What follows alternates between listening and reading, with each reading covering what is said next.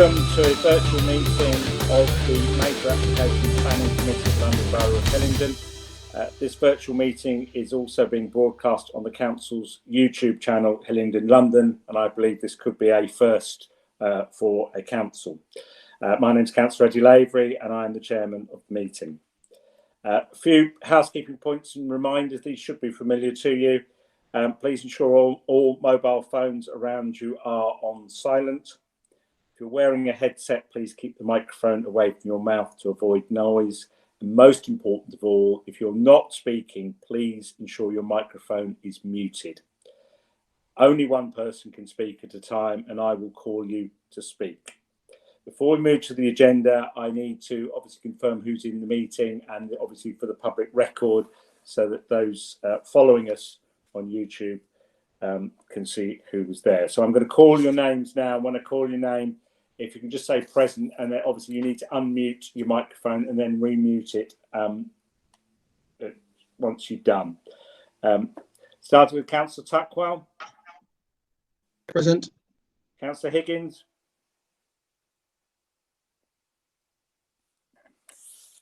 Present.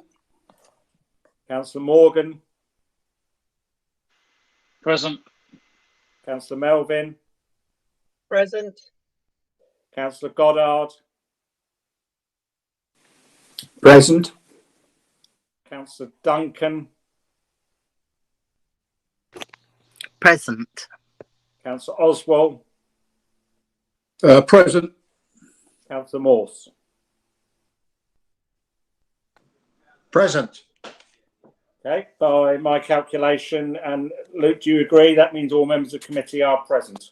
Yep, I agree. Okay, in terms of officers for this afternoon, the planning officer is Mandeep Malhotra. Are you present? Present, Chair. Head of Planning, James Rogers. I'm present. Democratic Service Officer and Clerk for the meeting, Luke Taylor. Yeah, present. And Legal Advisor, Glenn Egan. Present, Chairman. Okay.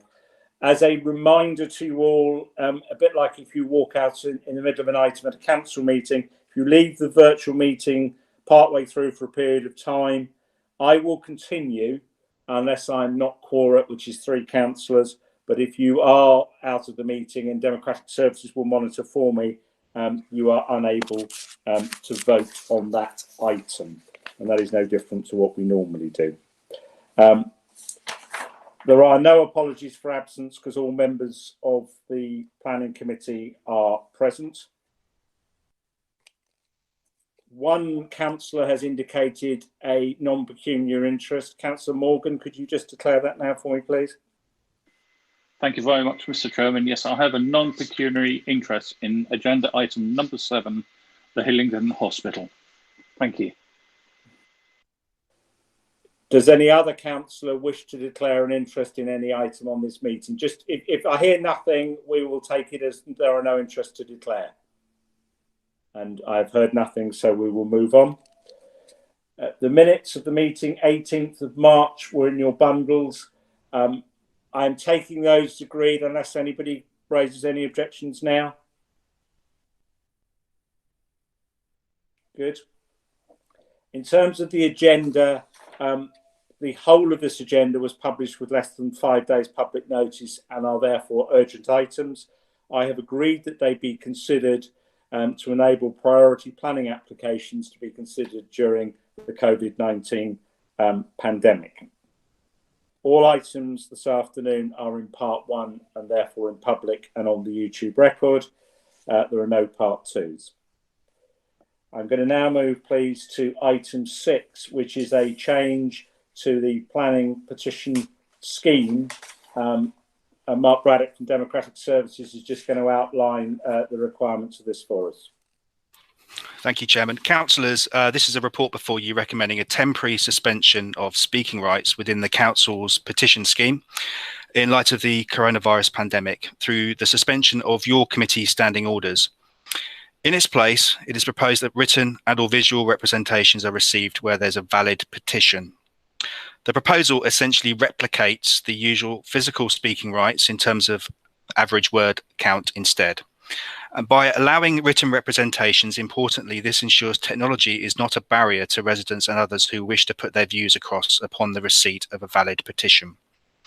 Such written representations would need to be received 24 hours prior to the meeting to be included.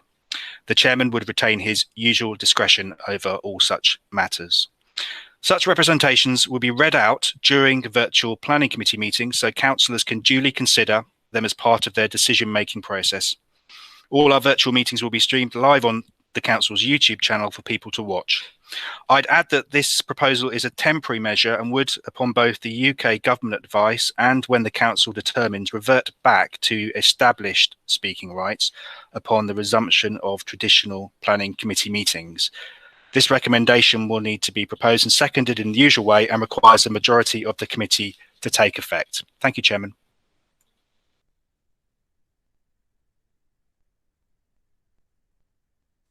Sorry, I didn't come off mute. I trust that that's self-explanatory for everybody and makes sense in the current requirements. And therefore, can I, unless there's anyone's got any questions on it, can I have a proposer to take it forward, please? Yeah, Mr. Chairman, good afternoon to you. Yeah, I have no issues with this, and I have no problem with proposing this this item. Okay, can I have a seconder, please? Happy to second it. Councillor Melvin. So we are proposed and seconded. I'm now going to have to work round everybody and ask for everyone to agree. And I'm going to be using the list that Democratic Services have kindly supplied me. So it's slightly different order to use. Councillor Tuckwell, you're obviously in agreement because you proposed. For. Councillor Higgins. Agreed. Councillor Morgan. Agreed. Councillor Melvin, you seconded, so obviously you're in agreement. Councillor Goddard. Agreed. Councillor Duncan. Agreed. Councillor Oswald.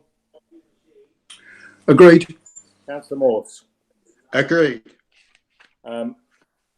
That's all members of committee have agreed, and therefore that has passed.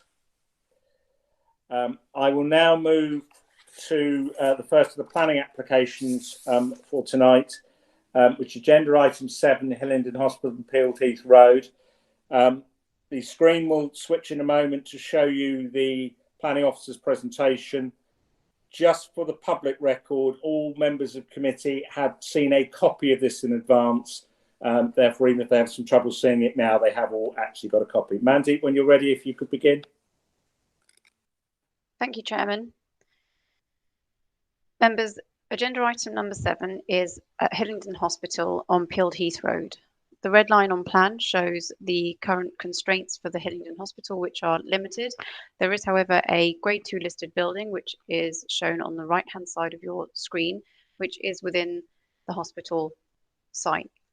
The application proposes the construction of 2 3-storey buildings. On the site plan, you can identify the 2 buildings as being the ones in yellow, and then there is a second building which is part blue and part green. These 2 buildings will provide 128 beds by virtue of temporary accommodation for decant ward buildings. They will be described as ward building south and ward building north in the remainder of the presentation. The application also involves the relocation and replacement of 117 car parking spaces. From the site plan, this is shown as the purple areas shown on plan. I will take you through the presentation. As I just mentioned, there is a need to replace the existing car parking spaces within Hillingdon Hospital. So the majority of ward building north is an area of some car parking. Therefore, as a result of being displaced, the existing car parking layouts have been rearranged to ensure there is no net loss of car parking. It's important to note that there is no increase in car parking, and that's primarily because the ward buildings that are being proposed do not involve the increase in the number of staff or the number of patients being seen at the hospital. This is the proposed ground floor plan of ward building north, and this is the proposed ground floor plan of ward building south. These are the northeast and southwest elevations, so it's clear to see that the buildings are 3 stories. Although set within the context of the existing large 10-storey building on site. It is not the most dominant feature within the streetscape. I take you through to the northwest and the southeast elevations. The application also proposes the reconfiguration of the waste compound. So the existing waste compound is located in the vicinity of Ward Building North and will be repositioned and re-provided in a new location, and the capacity remains sufficient to service the whole of the hospital.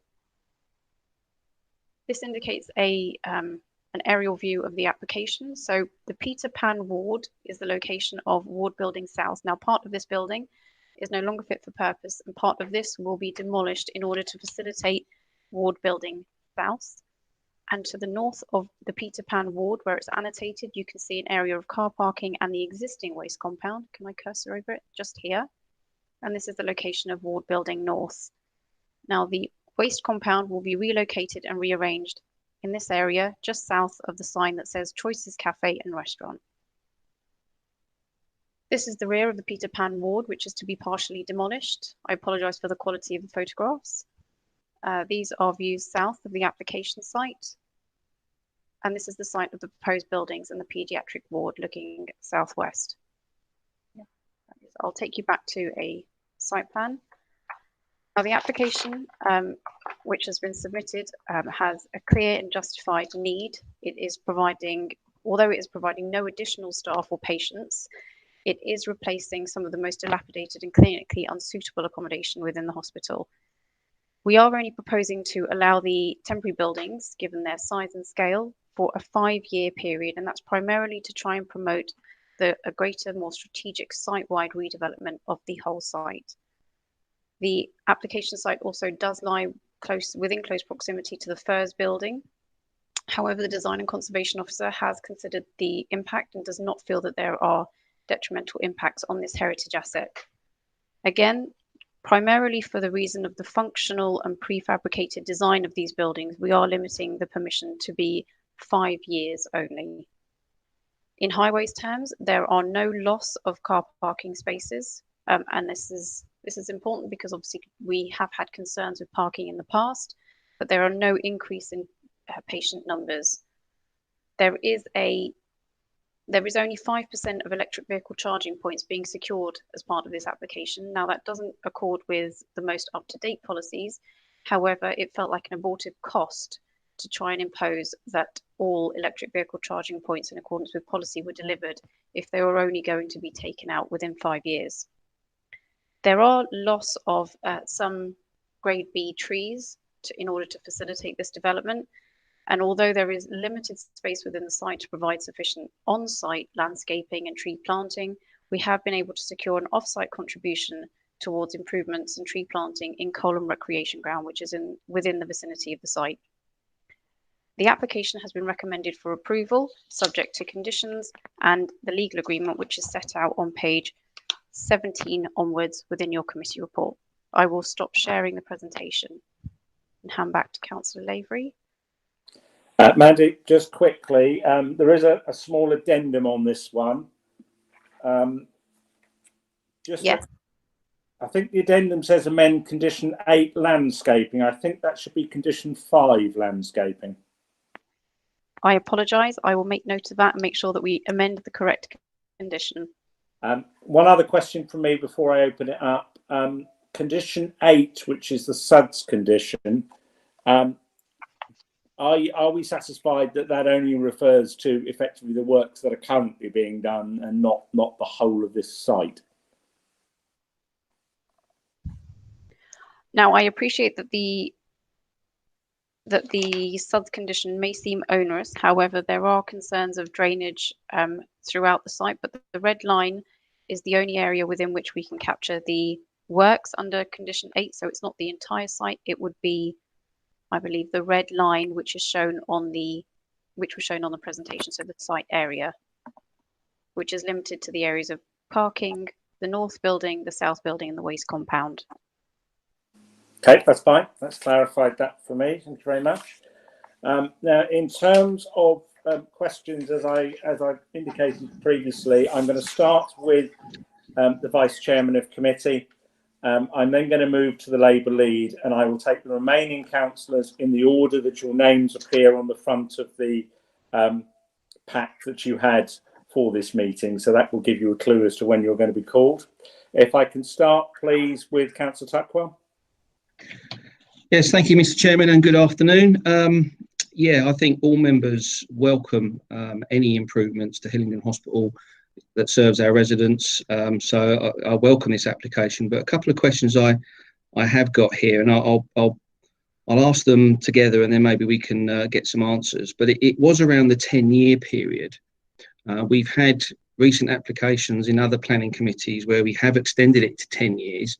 Just wondering if we limit this to 5 years, it has a bearing on the other applications that we have previously approved. I think you've covered off the issue that I made a note of here around the electric charging point, and that's linked to the 10-year tenure or 5-year tenure. And my other question really was around the car parking. It's good to see that we are, through this application, going with a virtually like for like. What I'm interested to understand is are we losing any car parking spaces, particularly for staff, during the construction period? Andy, could you comment, please? Thank you, Chairman.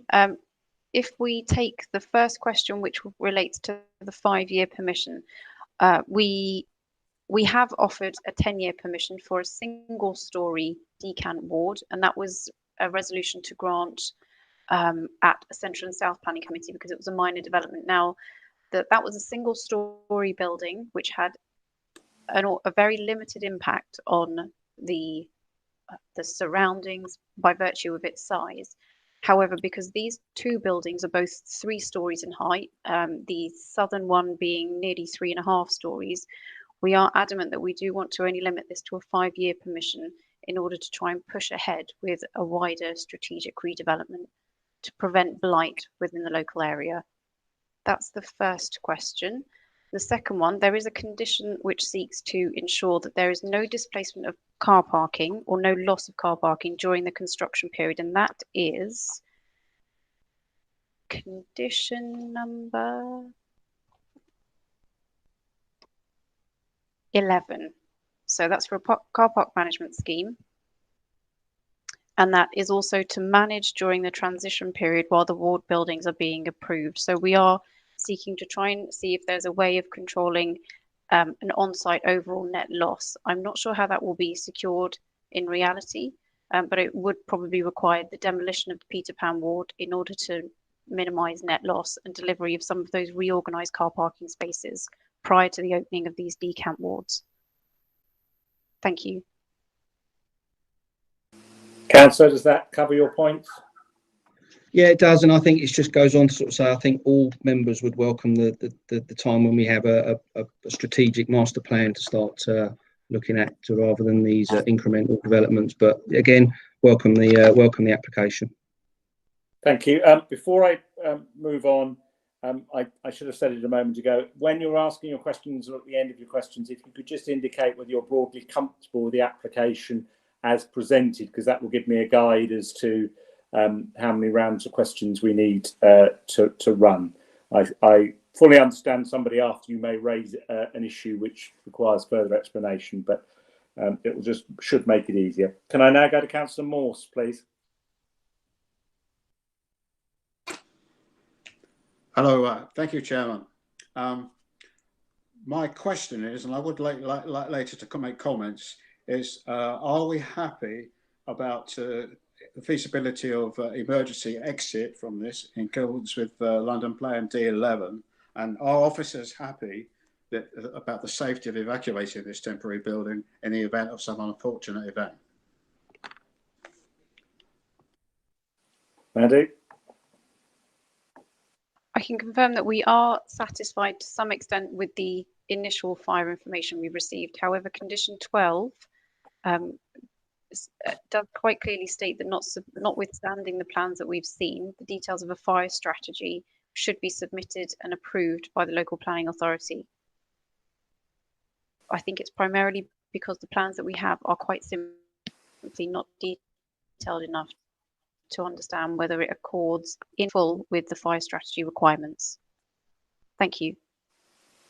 Councillor Morse. Thank you for that. I'll accept that the condition probably is adequate, but I did think that it's one of my concerns. Obviously, at this moment, I am minded to go with it, but I'd like to make some comments later. Okay, I'll make a note and I will come back to you towards the end. Right, if I can now move to Councillor Duncan. Councillor Duncan, are you with us? I just had a loss of sound for a short while, Chairman. Yeah, I thought you had. Yeah. Anyway, I've put headphones on now, which is what I needed to do. I'm happy with the application. It's only for 5 years. It's much needed. I would echo Councillor Tuckwell's point that we would all welcome, I think, a strategic plan for the hospital. But as we don't have that at the present time, I would certainly support this upgrading of the accommodation and the increase. I'm happy with it. Thank you. Thank you, Councillor Duncan. Councillor Goddard. Thank you, Chairman. I think that Hillingdon Hospital deserve all the support and help that we can give them, not just in this current crisis, but ongoing. So I must say that I'm very much in support of this scheme. I would like to pick up on the question of the 5-year permission which is being attached to this. Clearly, we would all like to see a master plan. We would all like to see this moving on. But I suspect that the reality is that even if we get that master plan quickly, and even if the process starts, the hospital will be coming back to us in 5 years' time looking for some sort of extension. So I really wonder whether we shouldn't be granting them a 10-year permission on this. And actually, if the reason for not doing so is because of the height of these buildings going up to 3 stories. I mean, this site is hardly a thing of great beauty. I really don't know why we wouldn't just give them, the maximum level of support at a 10-year permission. Thank you. Perhaps I could ask, as it raised a strategic point, could I ask James Roger to come in and comment, please? Yeah, so I think I can help committee in this regard. So the Trust have now employed consultants to move forward a master plan. This is a quite recent bit of information. So when the Central and South Committee dealt with an application with a 10-year lifespan, that was before the Trust had started picking up speed, in effect, in terms of looking forward in terms of a master plan. So with this current application, we did specify with the hospital that we wanted a 5-year permission, that the concern would be if we repeated the 10-year planning condition, it's 10 years is a very long time. It's not really pushing the hospital to move forward a master plan. And the hospital, whereas with the earlier applications, they've been reluctant to agree a 5-year permission, that they have agreed with us that 5 years is an appropriate timescale, and that it hopefully incentivises everybody to move forward with a master plan. Thank you, Chairman. Thank you, James. Councillor Goddard, does that satisfy your concern? Thank you, Chairman. I suspect that this application that's before us is far from being a magic bullet in terms of everything that the hospital need to solve, and so it's hardly going to spur them on. I hear what the head of planning has to say on the subject, and I will go with it, but I'll make a prediction to you that they're coming back to us in a few years' time looking for an extension. We will wait and see, but yes, we will wait and see. Can I go to Councillor Morgan, please? Thank you very much, Mr. Chairman. Again, I'm in favour of this proposal or this application.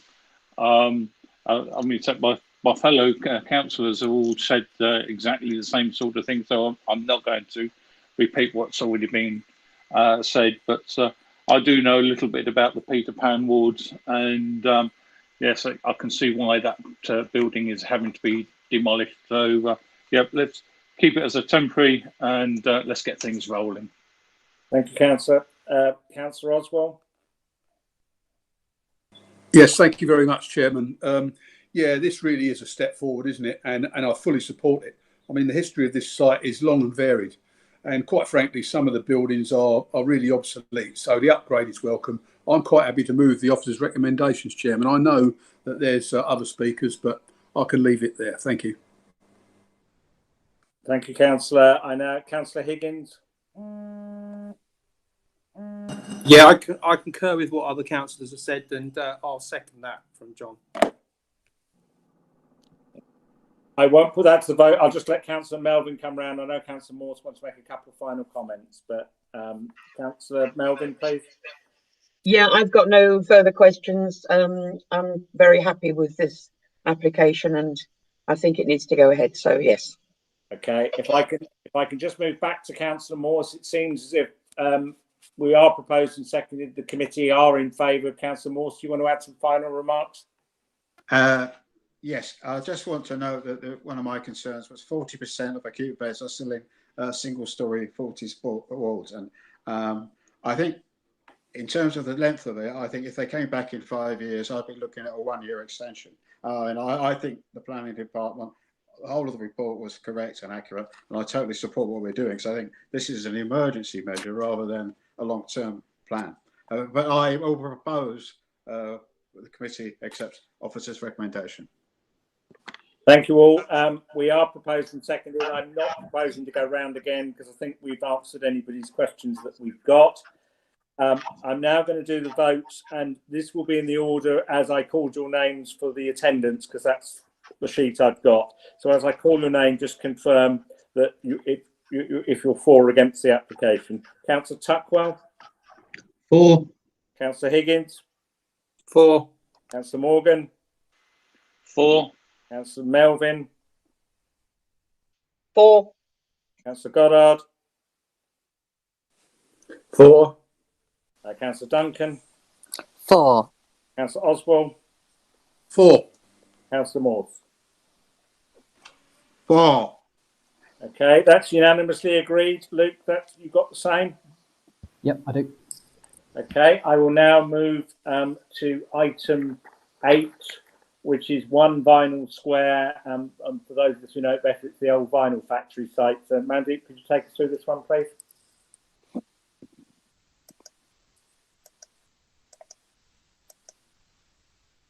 Thank you, Chairman. Agenda item number 8 is One Vinyl Square, which is adjoining the veneer store building, in case you do recall some of the building names on this site. This is the site location plan, and this is the constraints plan, which identifies that the application site is within a conservation area and has the Enterprise House Grade 2 listed building to the top on the opposite side of the road, on Blythe Road, as well as the locally listed building, which is on the application site itself.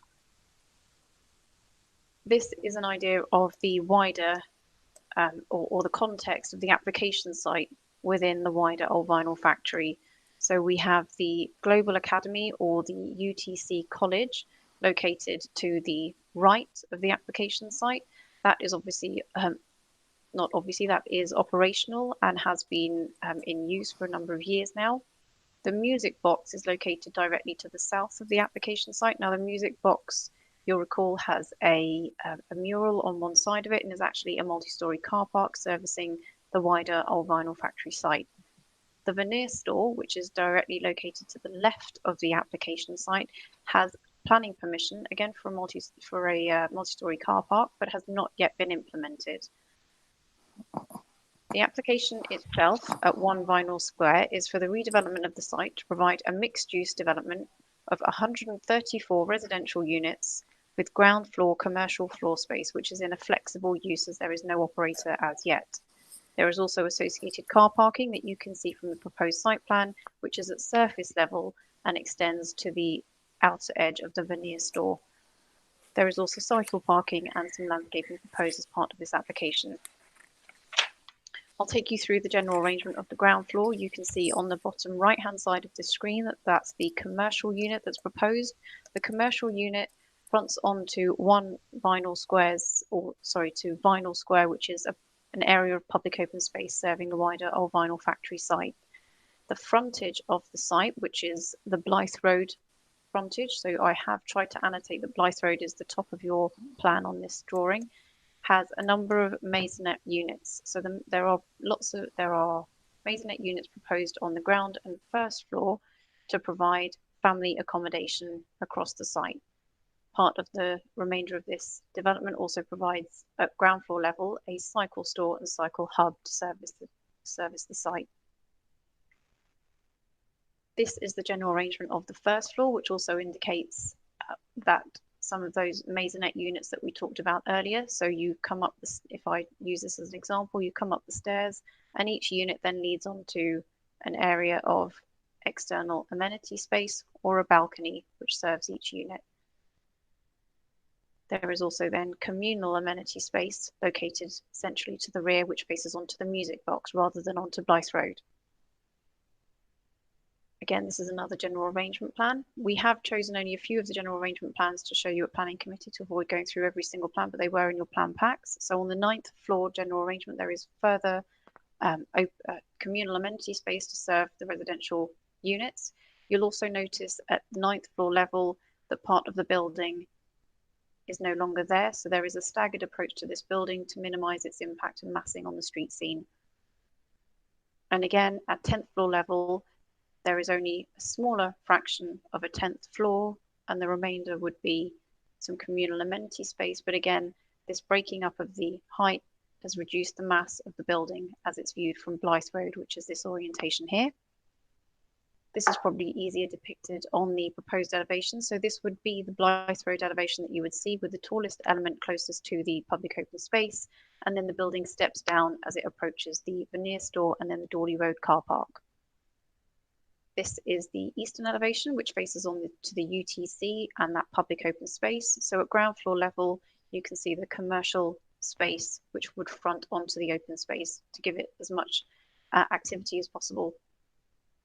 This is the proposed south elevation, which faces onto the music box car park. So we indicated earlier that there was a cycle hub, and that would be accessed from this area here.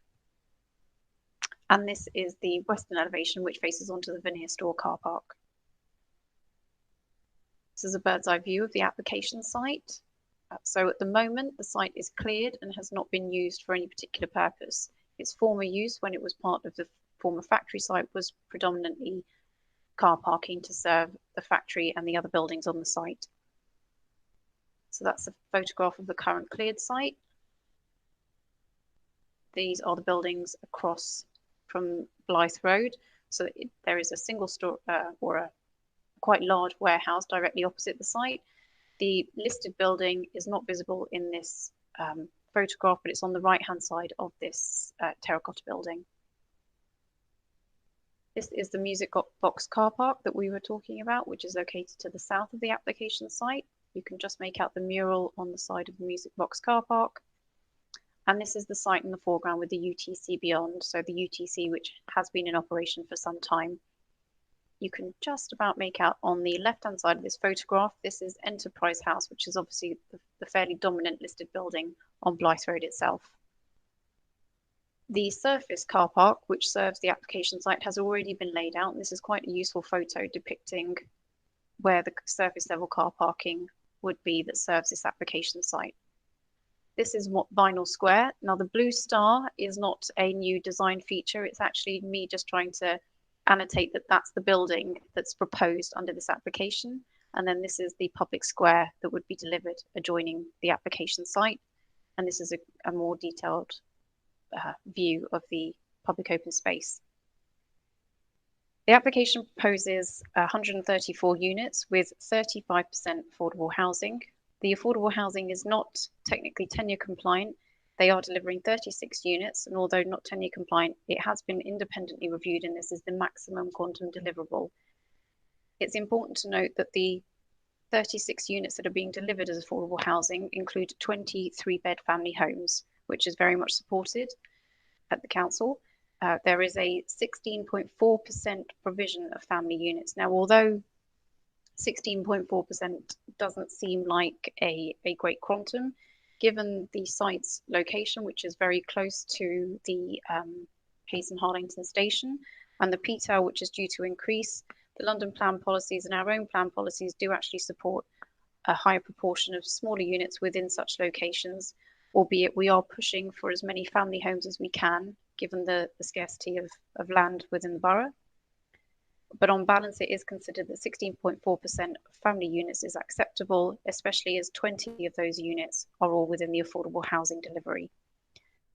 As I mentioned earlier, the application is within a conservation area and opposite a Grade 2 listed building, known as Enterprise House, as well as the locally listed buildings on site.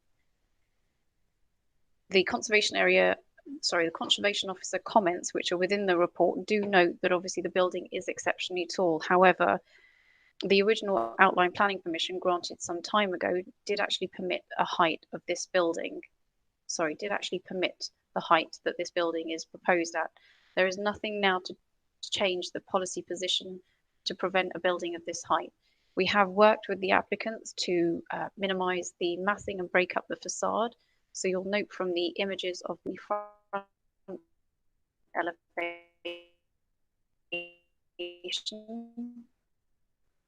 through the level to step building down, provide the articulation and different building materials to break up the massing along Blythe Road. But the design is of a high quality and it's considered to be well articulated, especially along its frontage on Blythe Road. There is, however, you'll see that there is very limited private amenity space. Within the report, it's quite clearly noted that there is a shortfall of private amenity space within the application site, and that's primarily because the site itself is very small. Although it does have the public open space adjoining it, this public open space was secured as part of the wider redevelopment and is not therefore deemed to be directly related to these units. We have, however, secured a £40,000 contribution towards Lake Farm Gardens to try and seek to offset the shortfall in private amenity space. There is child play space on site, and again, the public open space is something that this application could not deliver, but it has provided a contribution of £47,408 in order to offset the lack of public open space on site. There are 2 commercial parking spaces provided within this application, as well as residential parking at a ratio of 0.5 spaces. The application is recommended for approval subject to the legal agreement and the terms which are set out in section 2 of your report and the conditions which start on page 58. I'll hand back to Councillor Lavery and stop sharing this presentation. There is also, councillors, an addendum on this item which does tidy up some of the conditions and make some changes, in particular ensuring that there's a minimum of 10% accessible car parking spaces, which was a kind of blank in the first report. Okay, I'll now move to Councillor Tuckwell. Yeah, thank you, Mr. Chairman. Okay, where do we start the debate on this particular application? I welcome a couple of key issues on this one, particularly the affordable housing percentage. I think that's got a lot of merit going for it, and linked with that is the number of family homes. You know, it's welcoming to see. Normally these kind of developments are littered with 1 and 2 bedroomed properties, but it's really good to see the amount of family dwellings is quite substantial as from what we normally see. I do have an issue with the amenity space though, and I know it's been covered off. It's quite a shortfall in the private space, and again there's quite a shortfall in the play space, given we're going to have families occupying this development. Just wonder if you could just outline a bit more detail how we've offset that and what that will mean for the people that are going to be occupying there, because it does seem quite a shortfall in the plans that have been presented in front of us. Maddy? Of course.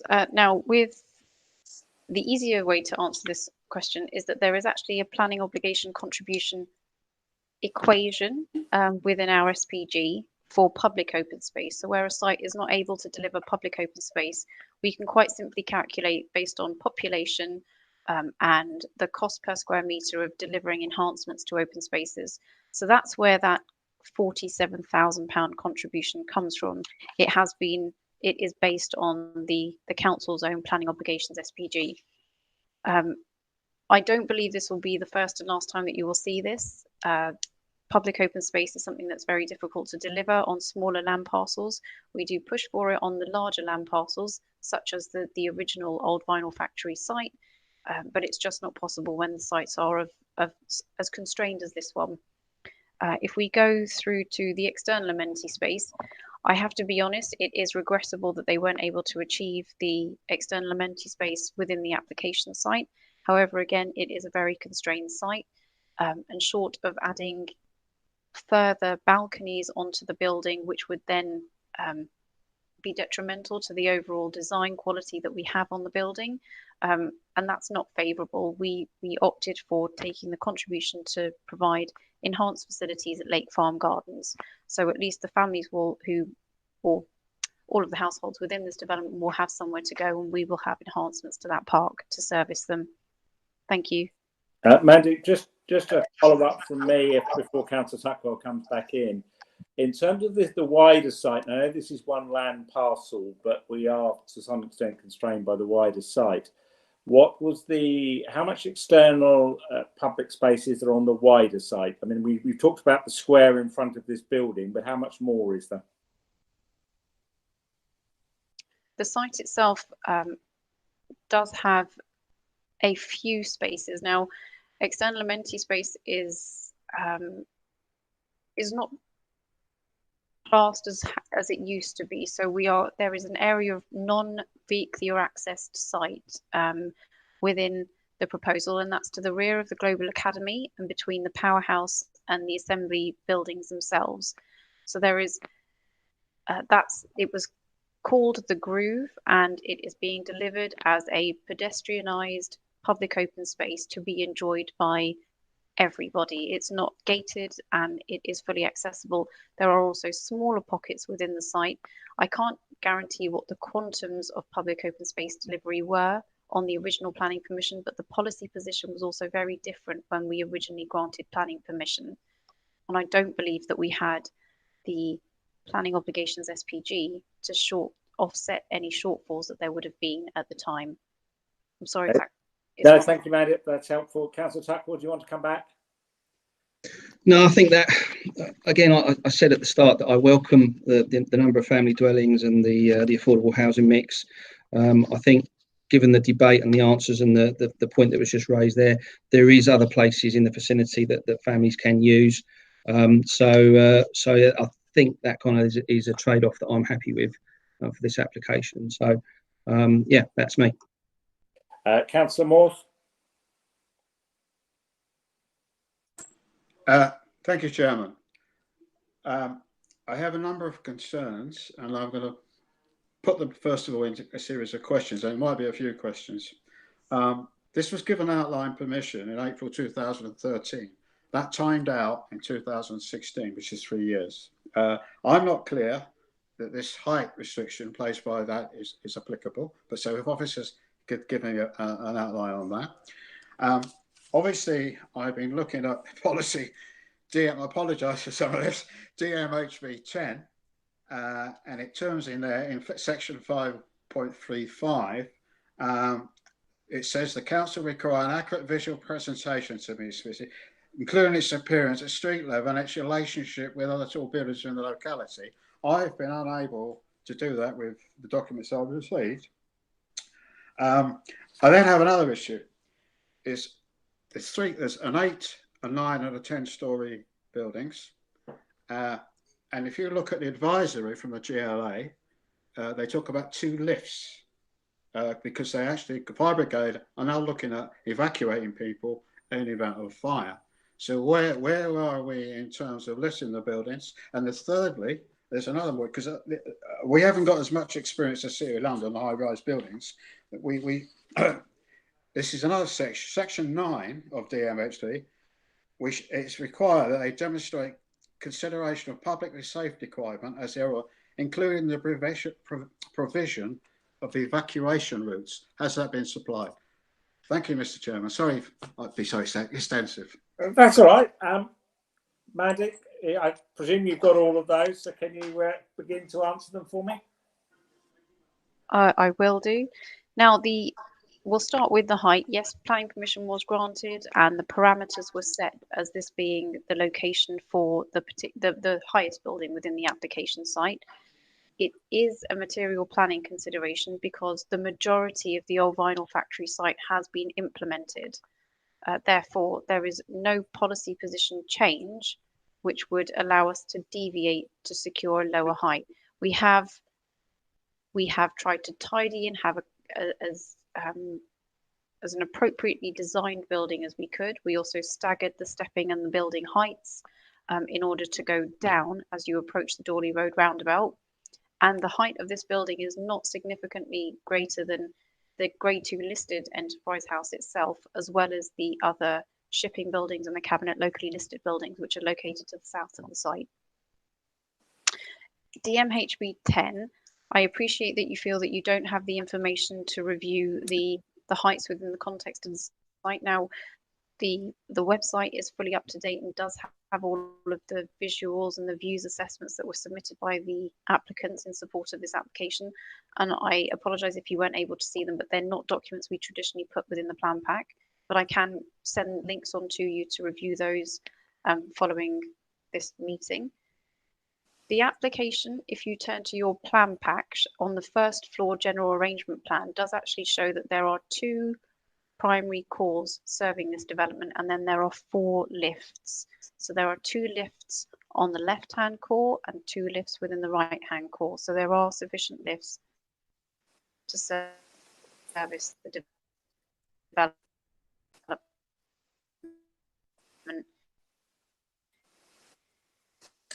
Councillor Morse, does that? The outline details in front had a shorty which has been prepared by an appropriate quality.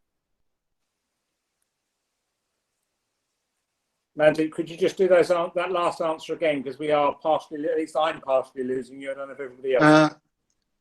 That does have an effect on my opinion. I don't know where I'm going yet, but I did find that information very informative. I'll pass on to the next question for other councillors.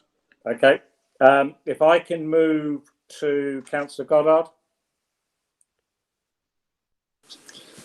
Thank you, Chairman. I must say that whilst I acknowledge what Councillor Tuckwell had to say about affordable housing and the family units, there's a lot actually that makes me a bit uncomfortable with this development. I take the point that we have prior approval for it with the master plan that was submitted, but what's concerning to me is that, similar as Councillor Morse, the 11 stories concern me. We've got a number of situations where, we just miss various conditions and rules. For example, the level of daylight to the Empire building, the amenity space has been dealt with extensively by Councillor Tuckwell already. The parking spaces are wrong.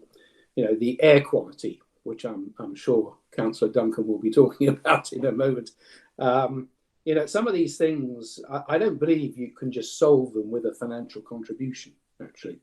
They all add up to, some erosion of the quality of life for the people that live on this site. And whereas I accept that we may be somewhat constrained here, I think it's a general comment, Chairman. I'm not terribly comfortable with it. Okay, I'll take that for now. I didn't get any specific questions out of that. I just got a general comment. Yeah. That's correct. There were just a series of observations. Yeah, that's good. Okay. Can I move, please, Councillor Morgan? Thank you very much, Mr. Chairman. Yes, I've got a couple of questions on this site. Personally, it looks like 3 blocks that could have been put anywhere within the country. It doesn't look unique, and it's a shame that the developers haven't sort of like taken this opportunity to make Hayes look unique and special. But there we go. We are where we are. The first question really is to do with the refuse bins for the tenants of the 3 flats, or the 3 blocks.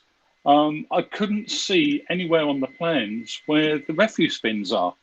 Are we proposing that the tenants will not have any rubbish to remove?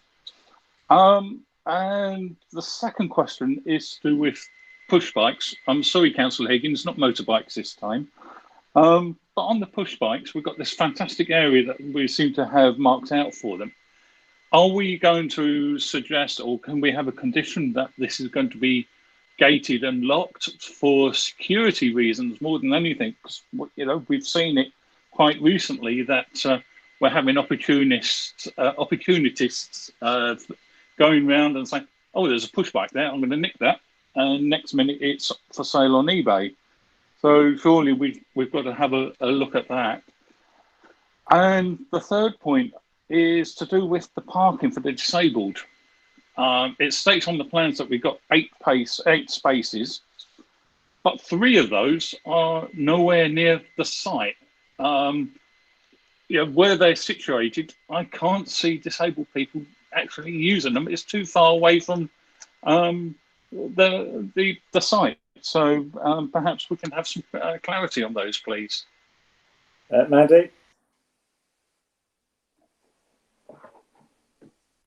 Thank you, Councillor Morgan. Now, if you go to your plan packs and look at the ground floor general arrangement plan, I'm taking refuse first. Sorry, I should have started with that. There are refuse stores within the building. One fronts onto Blythe Road, and the other one faces onto what will be the future Veneer Store car park.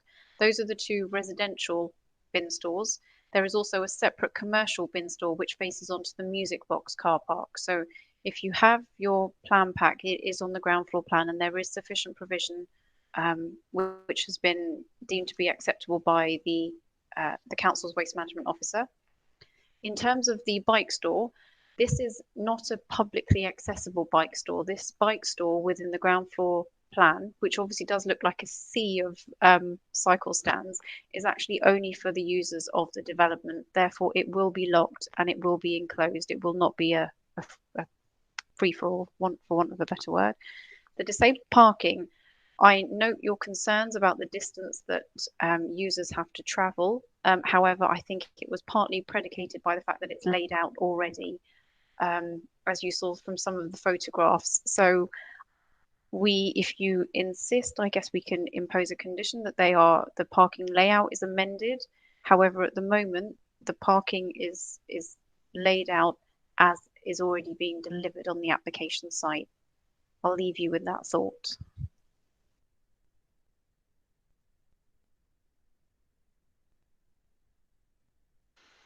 Thank you very much for that. I'm sorry that I think if you look at the plans that we have, we can't actually see quite clearly where the refuse bins are. So thank you very much for clarity on that.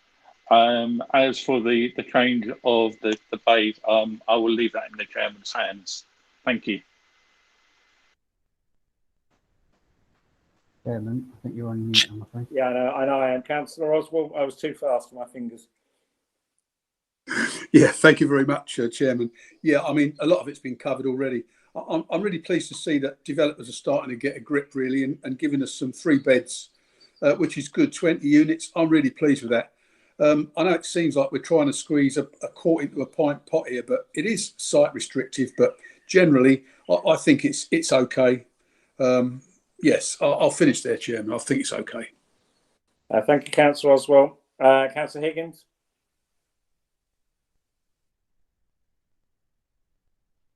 Yeah, thank you, Chairman. I'm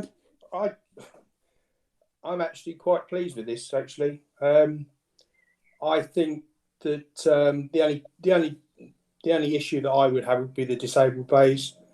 I'm sure officers are aware that we want the trees on the green spaces around it that are reduce carbon dioxide.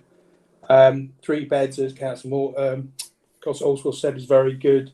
I like the design. I think it isn't fitting in that area, and it is a town centre, so we have to take those into account. And I would actually like to propose to move this forward.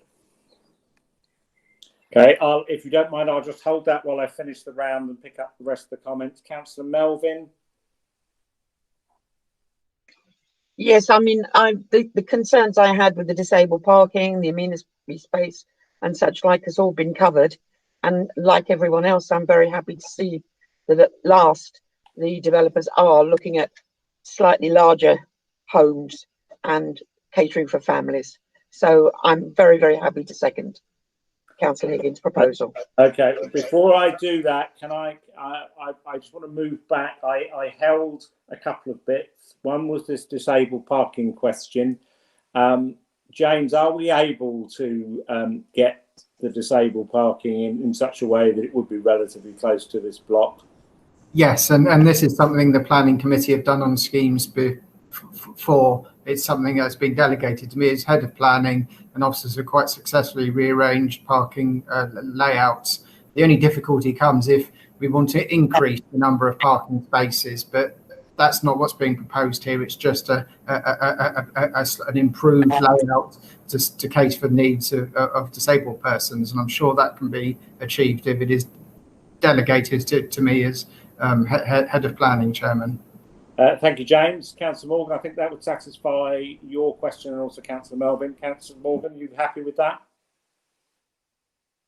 Thank you very much, Mr. Chairman. Yes, James, I'm very happy with that. Thank you very much. Right, well, when we take this forward, I will add that to the list. Right, the only people who have expressed some concerns, Councillor Goddard, you had some concerns with this one. You've expressed them. Are you? Do you want to raise any further matters? Thank you, Chairman. No, I mean, I think the shortcomings are recognised, and you've got to weigh them up against some of the advantages which others have expressed. So I will go with it. Thank you, Councillor Morse. I come back to you because you're the only one I've got held out now. Councillor Morse.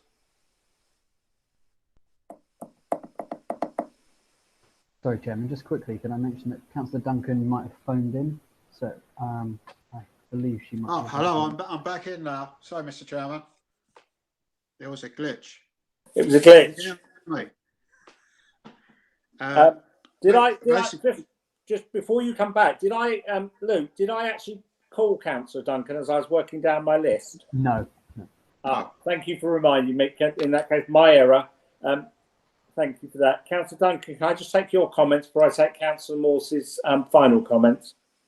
Yeah, basically, I'm reasonably happy that you could escape these buildings with there is some sort of policy. So I have reservations, but I will vote for it. Thank you. Okay, in that case, Councillor Duncan, can I just have your comments, please? Maybe that she's just phoned in and not able to actually speak to us. She's just listening to the call. She's not on. I can't see her on my list at the minute. Have we lost her? I've got a phone, no camera. It looks like a phone number. So she was phoning. Yeah. Councillor Duncan, can you hear us and can you unmute?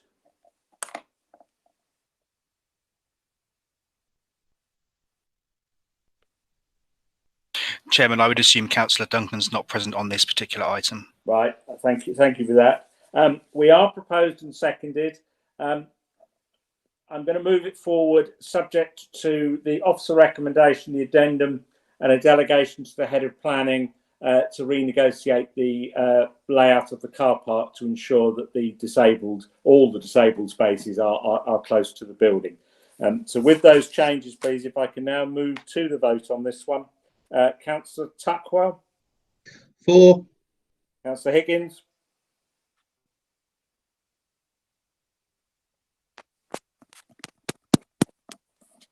Well, Councillor Higgins was one of the proposed and seconders, so I'm sure I can take it. Agreed. Yeah. Councillor Morgan. For. Councillor Melvin. For. Councillor Goddard. For. Councillor Oswell. Yeah, for. And Councillor Morse. For. Can you hear that? Yeah.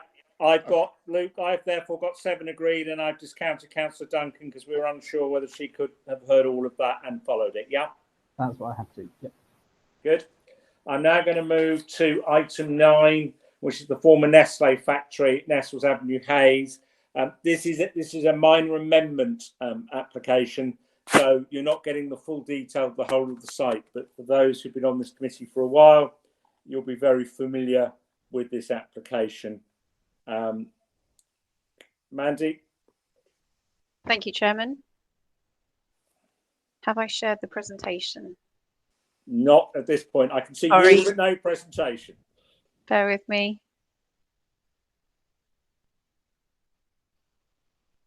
There we are. Yeah, got it now. Fantastic. Sorry, Chairman, can I just interrupt very quickly? We did the vote on the last one, but I don't think we said the result of the vote. If you could just confirm if it was approved. I will stop sharing.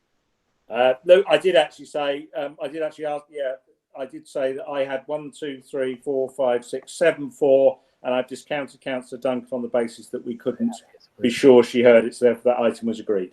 Thank you. Mandy, when you're ready.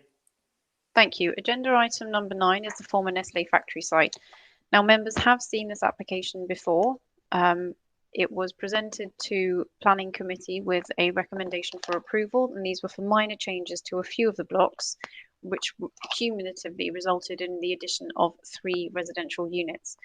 The reason the application is back before us for consideration is primarily because there was a Court of Appeal decision, and for procedural reasons, there was a requirement to amend the description of development, and therefore we need to take this application back to you for ratification of the approval recommendation. I will quickly run through the proposed changes, but they are set out in full on page 194 of the application of the report pack. So the application proposals only relate to the residential element of the application. So you'll recall that planning permission was granted for circa 1,386 residents plus commercial or industrial floor space on the right-hand side of the application, or the east.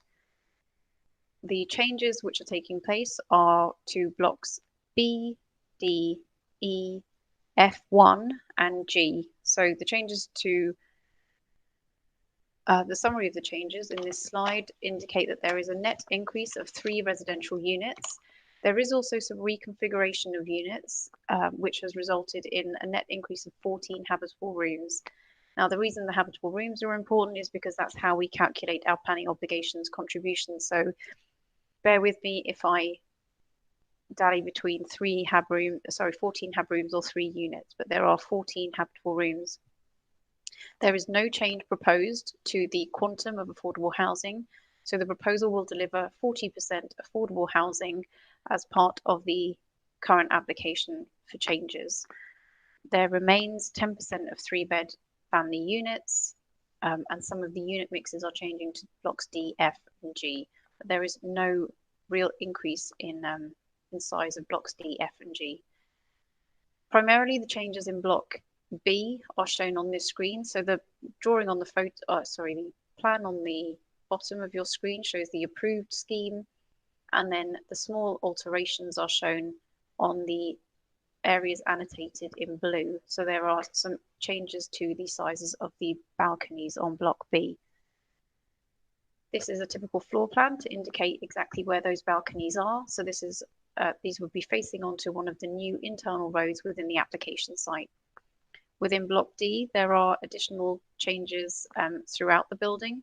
The majority of them are located within the internal courtyard, with some changes which are shown here as changes to the areas called shown as 5 and 6, which front out onto an area of public open space. These are the elevational changes, which are very, very limited when it comes to the overall scheme. So the Energy Centre is proposing a few more doors. There are some changes to balconies. Again, block E, there are some minor changes to the general arrangements and also to the building.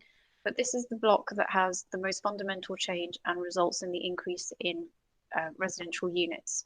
So you'll see on the approved plan that there was a undercroft here, which allowed for vehicles to park in the yard to the rear of the block. There was also an area of open space here. The current application proposes to increase the bin storage and refuse area to be in this location, adjoining the undercroft parking. Now, within the consented scheme, the undercroft parking was 2 stories in height, as you'll see from this approved plan. So the undercroft, and there was a double height void. It's now proposed to infill this void to deliver additional residential accommodation. There is a elevational drawing which indicates the main area of change for this particular block, which the Conservation and Design Officer and planning officers have deemed to be an acceptable alteration to Block E.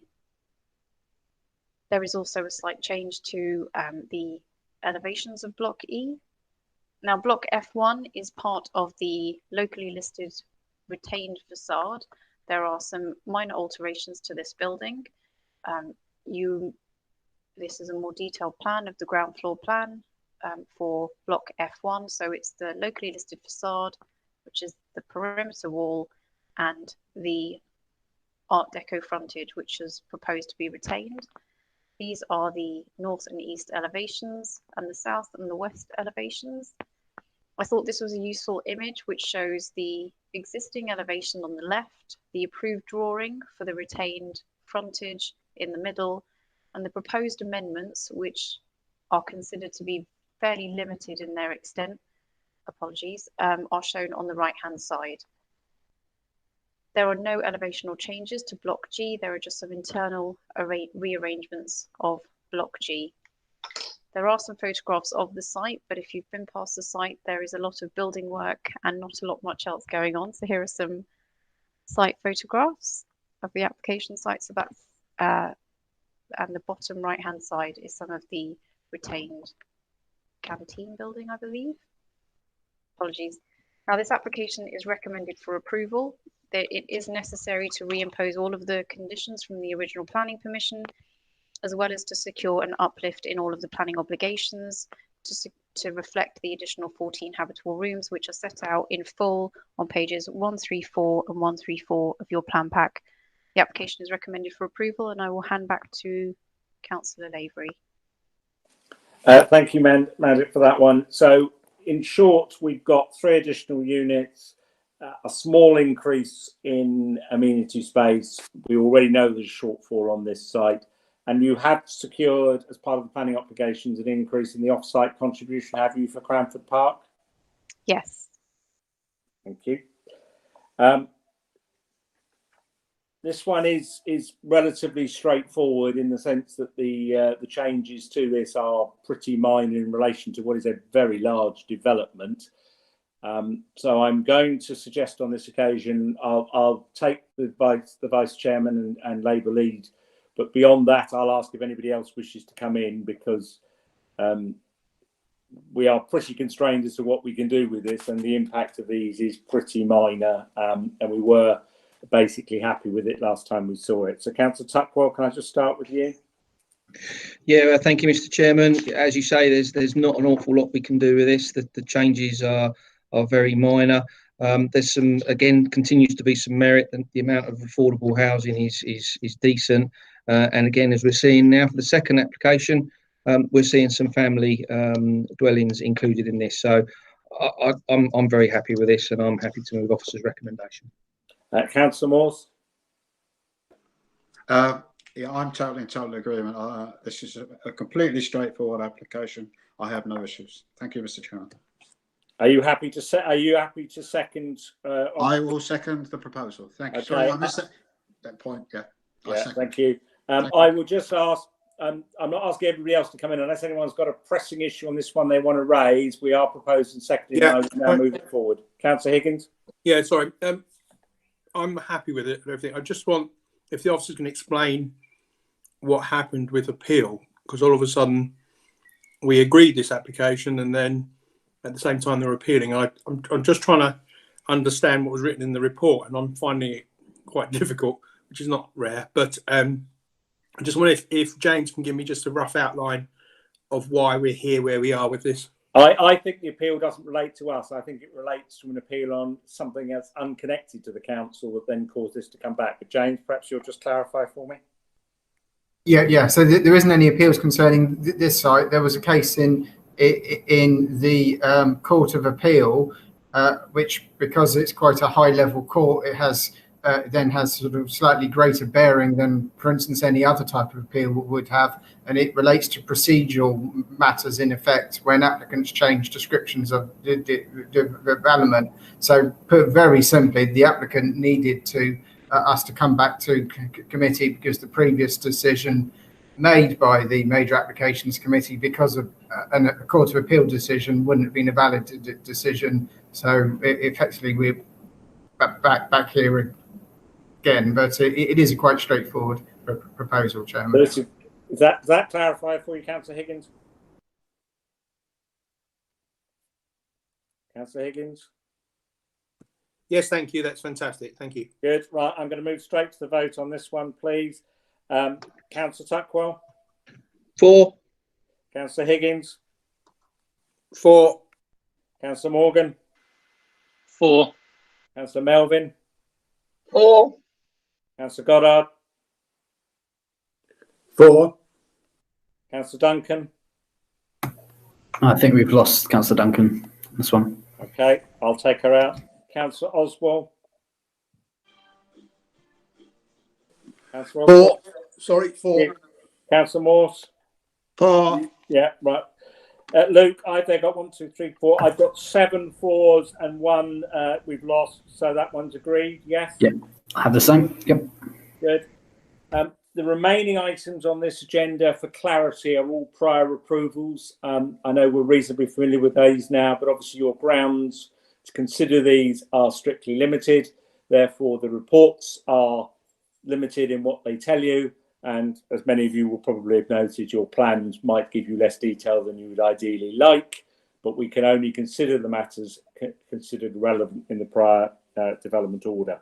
So with that commentary, can I ask Mandy to take us through item 10, which is 71 to 73 Frays Court, Cowley Road, Uxbridge. Thank you, Councillor Lavery. Item number 10 on the agenda is Frays Court, which is 71 to 73 Cowley Road.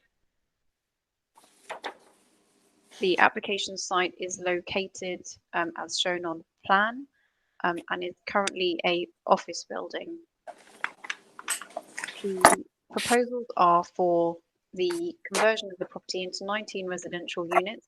The existing lower ground floor plan as serving the office development is all car parking. So this is a lower ground floor semi-basement level, and the proposed lower ground floor plan indicates provision of disabled parking and also a bin store to serve the new residential units. This is the proposed ground floor plan indicating the number of studio 1-bed and 2-bed units throughout the development. This is the first floor plan and the second floor plan. This is a bird's eye view of the proposal, and this is the front elevation of the building that you might be familiar with.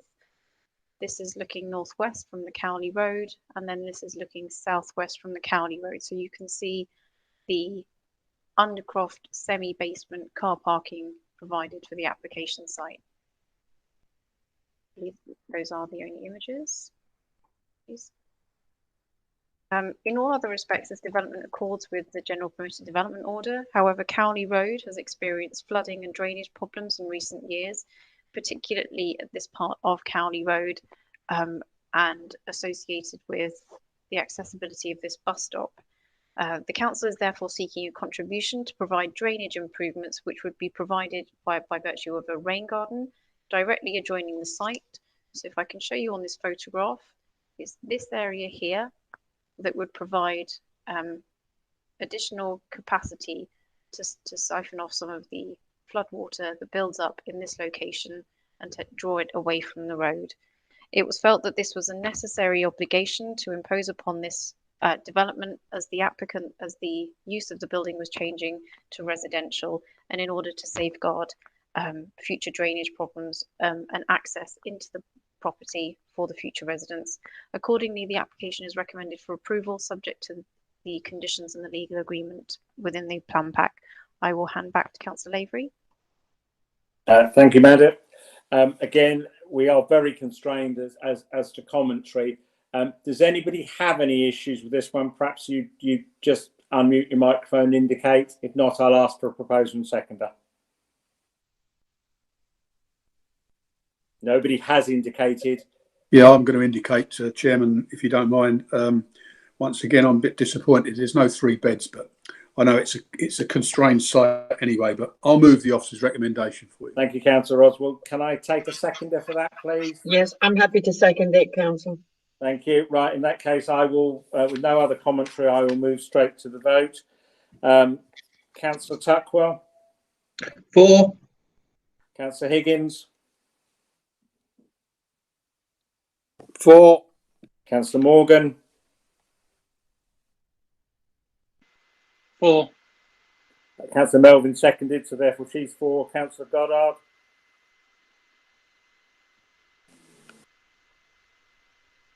Councillor Goddard. 4. Thank you.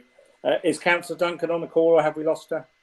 Councillor Duncan is now present, but she wasn't available for that item, so she won't be able to take her out.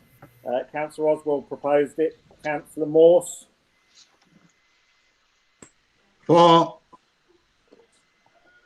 Luke, I therefore got 7 4s. Councillor Duncan was absent for that item, so that one is agreed. Yes. Yep, that's what I have to. Good. I now move to. I think we're going to do, Maddie, 11 and 12 relate to the same property, so I think you're doing one presentation. Sorry, yes, we are. Good. Away you go, please. So agenda items 11 and 12 relate to Riverview House on Oxford Road. Riverview House is one of the buildings to the rear of the former Xerox building that we probably all recognise on the Oxford Road. This is the site constraints plan. If we look at, so the Riverview property is actually the one at the very back of the site, and this is known as Waterside House, and this property here is known as Bridge House, or the one with the Xerox sign on, as we may have all seen it when driving past. The applications before us, agenda item number 11, are for 43 residential units. Again, this is a prior approval, therefore there is only very limited. There are only very limited things that we could consider. Agenda item 12 was to convert Riverside House into 58 residential units, again under the same prior approval office to residential conversion. Now, both applications are recommended for approval. This shows the first of the slides on screen now shows the 43 units arrangement, and then the second shows the 58 units arrangement. This is a summary of the comparison of the agenda items. So item 11 with the 43 units is securing planning obligations towards highways improvements and then public open space. Now, these are obligations that were sought under the original prior approval for the wider site. So these have now been prorated to capture these 2 independent units. We've done this primarily in case this comes forward independently and outside of the main prior approval development.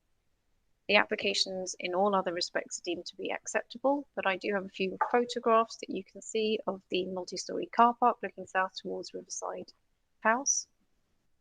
And this is the surface car park. And then you have Riverside House on the left and Waterside on the right.